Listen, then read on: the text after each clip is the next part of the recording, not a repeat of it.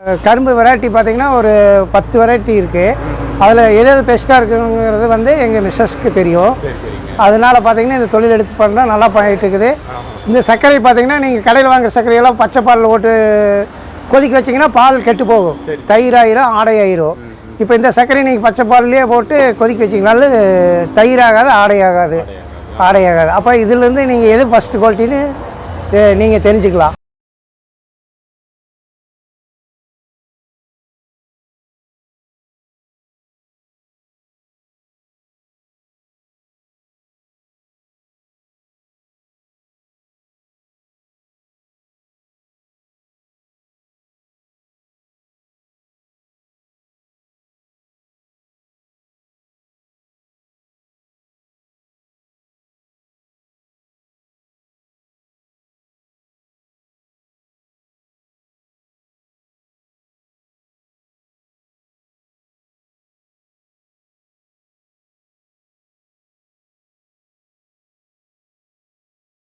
Friends எல்லாருக்கும் வணக்கம். நான் சுரேஷ்குமார்.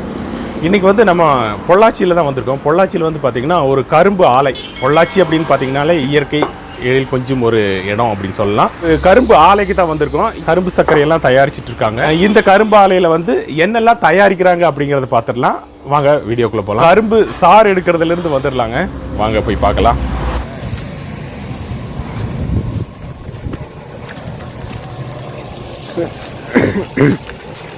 ஐயா வணக்கம், உங்கள் பேர் சொல்லுங்கள். Hello, Arumugam sir. ஆறுமுகம். இப்போ என்ன நடந்துட்டு இருக்கீங்க? இங்கே கரும்பு வேலை, கரும்பு ஆட்டிக்கிட்டு இருக்கிறோம். கரும்பு ஆட்டிட்டு இருக்கீங்க. கரும்பு பால் எடுத்துட்டு இருக்கீங்க. ஆமாம், பால் எடுத்துட்டு. இது இன்றைக்கே வந்து தயாரிச்சிருவீங்க? ஆமாம், இன்றைக்கே தயாரிச்சிருவீங்க. ஓகே, நன்றிங்க ஐயா, நன்றி. இங்கே வந்து பார்த்தீங்கன்னா இந்த கரும்பு வந்து தோட்டத்திலேருந்து கட் பண்ணிட்டு வந்திருக்காங்க. கரும்பு தோட்டத்திலேருந்து அப்படியே கொண்டு வந்து இந்த மிஷினில் கொடுத்து இதிலேருந்து பால் எடுக்கிறாங்க. அந்த பால் எடுத்து இது தனியாக எடுத்து வச்சுருக்காங்க. அது இல்லாமல் இங்கே வந்து பார்த்திங்கன்னா இதனுடைய இந்த கரும்பு சக்கைன்னு சொல்லுவாங்க இல்லைங்களா, பால் பிழிஞ்ச இந்த சக்கை வந்து இப்படி மேலேருந்து விழுந்துட்டுருக்கு. இதைத்தான் வந்து இவங்க அடுப்பெல்லாம் எரிக்கிறதுக்கு பயன்படுத்துகிறாங்க. வாங்க உள்ள ப்ராசஸிங் எப்படிங்கிறது பார்த்துடலாம். அண்ணே வணக்கம். வணக்கங்க. நம்ம கரும்பாலை எங்கே இருக்குது அப்படிங்கிறத சொல்லி. பொள்ளாச்சிலேருந்து பார்த்தீங்கன்னா மீன்கரை ரோடு, அம்பராம்பாளையம். சரி.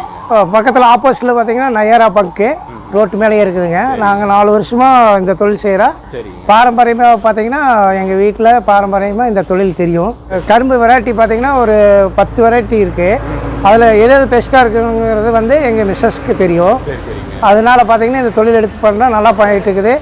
இந்த சர்க்கரை பார்த்தீங்கன்னா நீங்கள் கடையில் வாங்குற சர்க்கரையெல்லாம் பச்சை பாலில் போட்டு கொதிக்க வச்சிங்கன்னா பால் கெட்டு போகும், தயிர் ஆயிரும், ஆடை ஆயிரும். இப்போ இந்த சர்க்கரை நீங்கள் பச்சை பால்லையே போட்டு கொதிக்க வச்சிங்கனாலும் தயிர் ஆகாது, ஆடை ஆகாது. அப்போ இதுலேருந்து நீங்கள் எது ஃபஸ்ட்டு குவாலிட்டின்னு நீங்கள் தெரிஞ்சுக்கலாம். தயிர் ஆடை, அதாவது பாலில் போட்டால் வந்து ஆடை கட்டக்கூடாது, தயிரும் ஆகும். இல்லை, பாலைக்கு அந்த டீயை கெட்டு போயிடும். கொதிக்கிறதில் போட்டிங்கன்னா கெட்டுரும், எங்களுது போட்டிங்கன்னா கெடாது. அப்போ இது ஃபஸ்ட்டுங்கிறது உங்களுக்கே தெரிஞ்சுக்கும். ஃபஸ்ட் குவாலிட்டிங்கிறது தெரிஞ்சுக்கும். எந்த கெமிக்கல் கிடையாது. சுண்ணாம்பு, தேங்காய், அப்புறம் பார்த்தீங்கன்னா இந்த அழுக்கெடுக்கிறதுக்கு சோடான்னு சொல்லுவாங்க. சரிங்க. அது மட்டும்தான் போட்டு எடுப்போம். ஆமாம், வேறு எந்த மிக்சிங் கிடையாது. இது ப்ராசஸிங் என்னெல்லாம் பண்ணுறீங்க அப்படிங்கிறது. கரும்பு அங்கிருந்து ஆட்டி வருது பாருங்க. ஆட்டி வந்து இந்த இதில் பால் எடுத்து இந்த ட்ரம்மில் வந்து ஃபுல் ஆயிரும். ஒரு 1000 லிட்டரு ட்ரம்மில் ஃபுல் ஆயிரும். இந்த ட்ரம்மில் ஃபுல் ஆயிரும். ஆமாங்க, இந்த ட்ரம்மில் ஆயிரும். இதுக்கப்புறம் இதில் வந்து எவ்வளோ லிட்டர் போடலாம்? இது வந்து ஒரு 3 மணி நேரம் கழிச்சு இதுலேருந்து இதே 1000 லிட்டர் இதில் எடுத்துருவோம். இந்த 1000 லிட்டர் எடுத்து இதில் கொட்டிடுவோம்.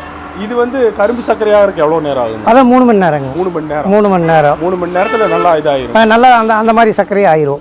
இது வந்து தீ எப்படி மிதமாக எரியணும் இல்லைங்களா? ஒரே அது வந்து நம்ம அந்த அழுக்கடிக்கையில் ஒரு பதம் கொடுக்கணும் தீ. அதுக்கு பின்னாடி ஒன்று இதெல்லாம் பார்த்தீங்க, எல்லாம் நீங்கள் அவசரப்பட்டு எல்லாம் கொதிக்க விட்டிங்கன்னா இந்த ஆடை இதெல்லாம் போய் அதில் மிக்சிங் ஆகி கசப்பேறிடும். ஆமாம், இது மெயினாக பார்த்தீங்கன்னா இந்த பதக்காரன்னு சொல்லுவோம். அது தொழில் தெரிஞ்சு மட்டும்தான் இது செய்ய முடியும். தொழிலில் இதில் ஒரு டெக்னிக் இருக்குங்க. தீ வந்து பார்த்தீங்கன்னா மெதுவாக எரிஞ்சு பொன்னிறமாக எரிஞ்சு அந்த அழுக்கிறது ரொம்ப கம்மியாக போயிடக்கூடாது, எச்சாகிடக்கூடாது. அது இதில் அந்த சொன்னால் புரியாது, அது பார்த்தா புரியுங்க. இது மாதிரி எடுத்து அழுக்கு சுத்தமாக எடுத்துருவோண்ணே. 3 மணி நேரத்தில் எல்லாம் ரெடி ஆயிரும். ஆமாங்க. எத்தனை மணி நேரத்தில் இந்த அழுக்கு எடுக்கிறது? அழுக்கு வந்து 1 மணி நேரத்தில் எடுத்துருவானுங்க. பால் பிடிச்சது அடுத்து அது வந்து சுண்டை வச்சுருவானோ, இல்லைன்னா பால் கெட்டு போயிடுங்க. இப்போ நம்ம கறக்கிற பால் எப்படிங்க குறிப்பிட்ட டயத்தில் நம்ம காய்ச்சி நம்ம அதிலிருந்து எடுத்ததையுமே புளிஞ்சு எடுத்ததையுமே அரை மணி நேரத்தில் வச்சிடணும். அரை மணி நேரத்தில் நம்ம சூடு பண்ணிடுவோம். சூடு பண்ணிடுவோம். பால் இது பிரித்து போயிடும். ஆகாது. ஒரு கொப்பரை வந்து 10,000 ரூபா வருது, வேஸ்ட்டாக போயிடும். அந்த 1 மணி நேரத்தில் நம்ம பதப்படுத்திடுவோம். ஆமாங்க. அதுக்கப்புறமா அதுக்கு ஒரு 3 மணி நேரம் கழிச்சு சர்க்கரை எடுத்து இப்படி இதில் இப்படி மேலே தூக்கி இதில் ஊற்றிடுவோம். ஊற்றினோடனே ஒரு அரை மணி நேரத்தில் இந்த சர்க்கரை தேய்ச்சிடணும் இந்த மிஷினில். இந்த மிஷினில் தேய்ச்சிடணும். அது ஒரு பதம். ஆமாம், ரொம்ப சூடு இருக்காது, ஆறி இருக்கும். அப்போது ஒரு 30 நிமிஷத்தில் ஆறிடும். அந்த ரொம்ப காய இருக்க விடக்கூடாது. ரொம்ப காய்ச்சினா கட்டி கட்டியாக வந்துடும். அந்த பதத்திலே ஓட்டிடணும். எவ்வளோ நேரம் ஆகுங்க? அதான் 20 நிமிஷம். 3 மணி நேரம் கழிச்சு 20 நிமிஷத்தில் சுற்றி ரவுண்டு கட்டி மிஷினை ஓட்டிடணும். 2 ஓட்டு ஓட்டிட்டு நீங்கள் எப்போ வேணாலும் ஓட்டிக்கலாம்.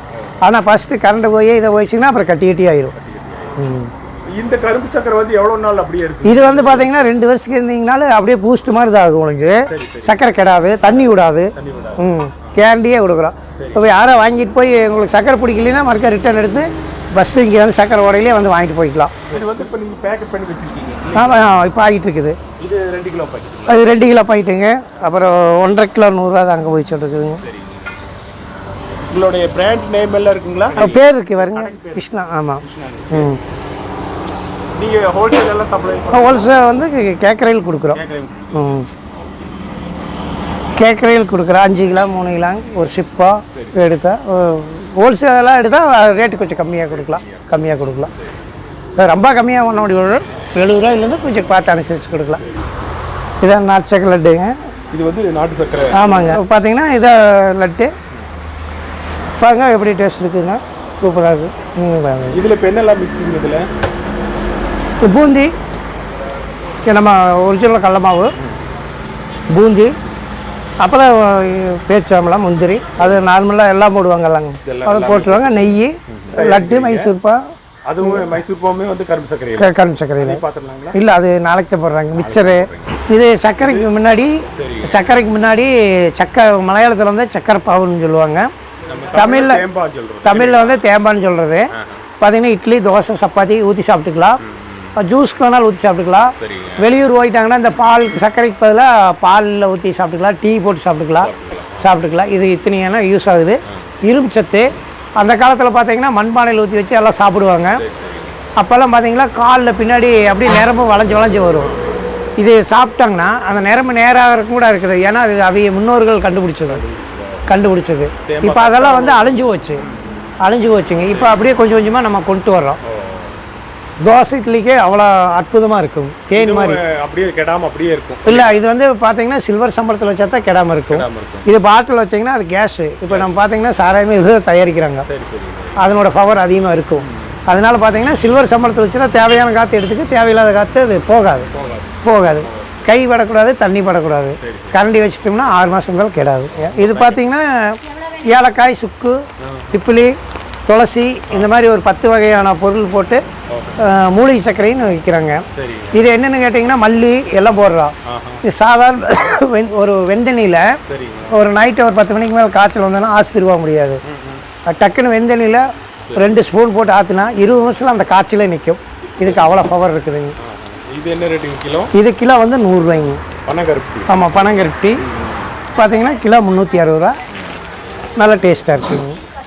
வெல்லம் வந்து ஆமாங்க. இது வந்து இது வெல்லம் பார்த்தீங்கன்னா தண்ணி விடாது, இதாகாதுங்க, பூசணம் பிடிக்காது. இங்கே இப்போ தம்பரம் பார்த்தீங்கன்னா கட்டாய் இருக்குது, அச்சுக்கட்டாய் இருக்குது. பார்த்துங்க, இப்போ தம்பி நின்று எடுத்தார்ல, அதில் அடுக்கி வச்சுருக்கு பாருங்க. அது வேணாலும் போட்டாரு அச்சுங்க.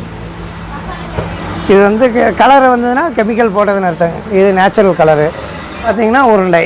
இது வந்து பார்த்தீங்கன்னா மஞ்சப்பொடி கலர் கேட்டிருந்தாங்கன்னா கெமிக்கல். இது வந்து கெமிக்கல் போடாது, நேச்சுரல் கலர். 8 நாளைக்கு மேலே இருந்ததுன்னா மார்க்கெட்டில் வாங்குறது 8 நாளைக்கு மேலே இருந்தீங்கன்னா தண்ணி விட்டுரும். இது வந்து தண்ணி விடாது.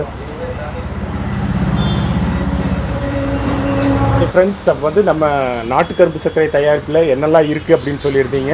ஆமாங்க. ஓகே, ரொம்ப நன்றிங்கண்ணா. நன்றி, வணக்கம்.